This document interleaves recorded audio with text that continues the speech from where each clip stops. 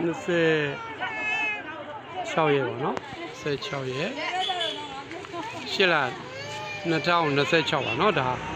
ကျွန်တော်တို့ဒါကိုအောင်ကျော်သိန်းမိသားစုကနေပြီးတော့ကလေးအဝတ်ထဲ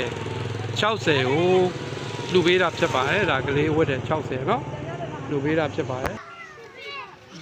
ဝတ်ထဲ60ပေါ့နော်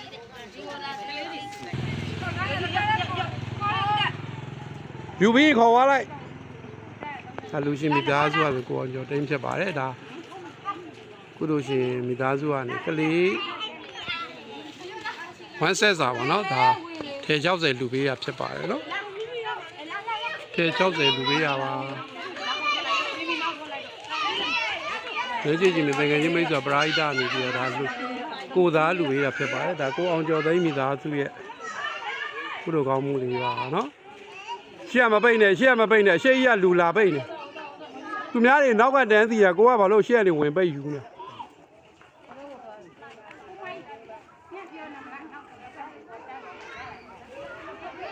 ကဲလူရှင်မိသားစုကကိုအောင်ကျော်သိန်းဖြစ်ပါတယ်ပလတ်စတစ်ပစ္စည်းရောင်းဝင်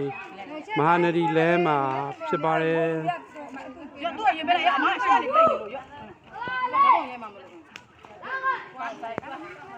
ကိုအောင်ကျော်သိန်းမိသားစုလူတာဖြစ်ပါတယ်ဒါကတော့ကလေးဝတ်တယ်ဝမ်းဆက်လေးတွေပါနော်ကလေးဝတ်တယ်ဝမ်းဆက်လေးတွေပါ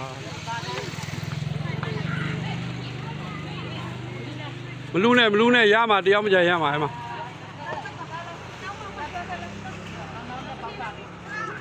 နှစ်ထဲတွေသွားမလုံးလိုက်နဲ့တော့အမရော့သွားမယ်နော်အမ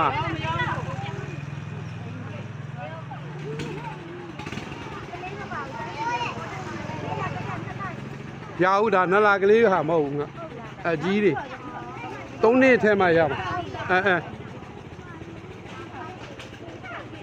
ကဲကိုအောင်ကျော်သိန်းမိသားစုရဲ့ကုသိုလ်ကောင်းမှုပါဒါနော်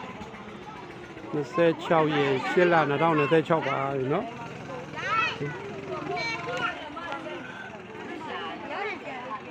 ကဲဒါလူရှင်မိသားစုကျမ်းမချမ်းသာပေးခြင်းပါလေနောက်ချက်တည်ကြပါဘူးနော်